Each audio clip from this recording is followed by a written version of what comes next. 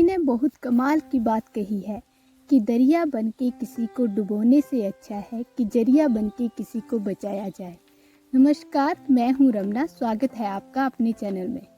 एक बहुत सुंदर सी कहानी है।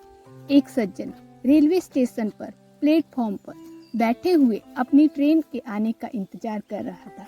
तभी एक लड़का उनके पास आया और बोला, साहब बूट पॉलिश करवा लो ना।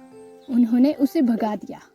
वो बेचारा 15-20 मिनट बाद फिर से घूम फिर कर उनके पास आया क्योंकि उनकी ट्रेन लेट थी।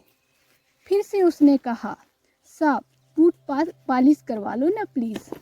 उन्होंने देखा वो लड़का बड़ी कमज़ोर सी हालत में लग रहा था। ऐसा लग रहा था बड़ा बीमार सा है। उनको उस पर दया आ गई।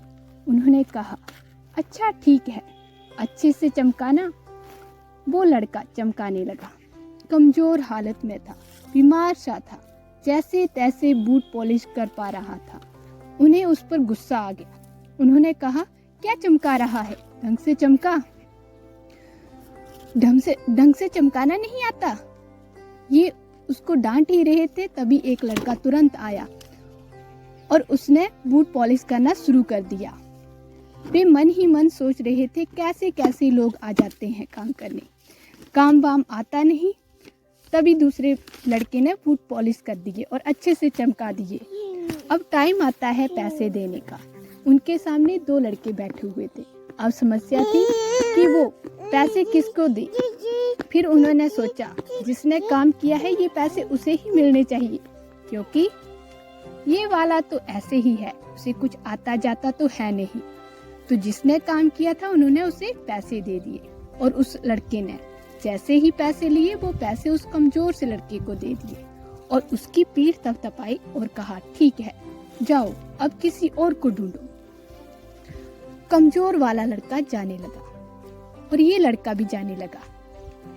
तभी वो जो साहब ट्रेन का इंतजार कर रहे थे उन्होंने उस लड़के को आवाज लगाई, इधर आओ। बूट पॉलिश किए तुमने, काम किया तुमने, फिर ये पैसे उसको क्यों दिए? तो उस लड़के ने कहा, साहब 3-4 महीने पहले ये लड़का चलती ट्रेन से गिर गया था। इसके हाथ पैर टूट गए थे, मरते मरते बचा है। लड़का बस जी रहा है। बहुत स्वाभिमानी है ये। साहब किसी से भीख नहीं मांगना चाहता। इसके घर में बूढ़ी माँ है, बहनें हैं, घर का खर्चा चलाना है, लेकिन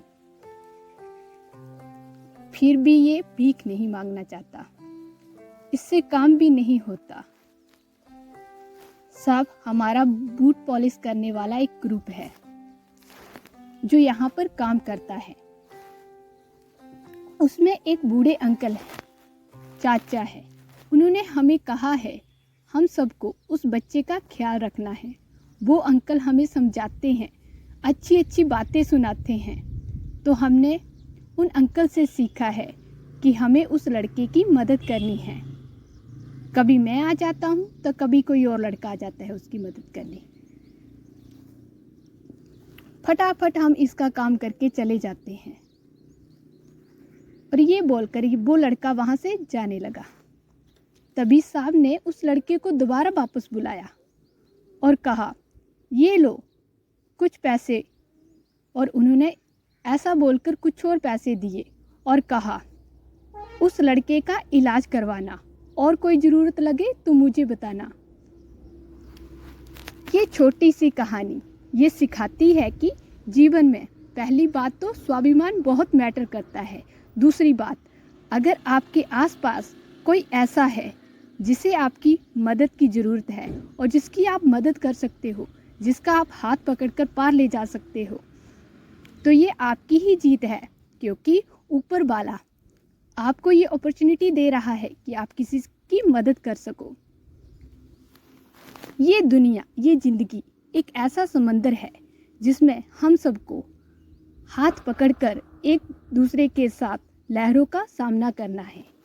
अंत में मैं यही कहना चाहूँगी, प्रभु के आशीर्वाद के साथ, अपनी मेहनत के साथ और अपनों के प्यार के साथ कर दिखाओ कुछ ऐसा कि दुनिया करना चाहे आपके जैसा। थैंक यू, धन्यवाद।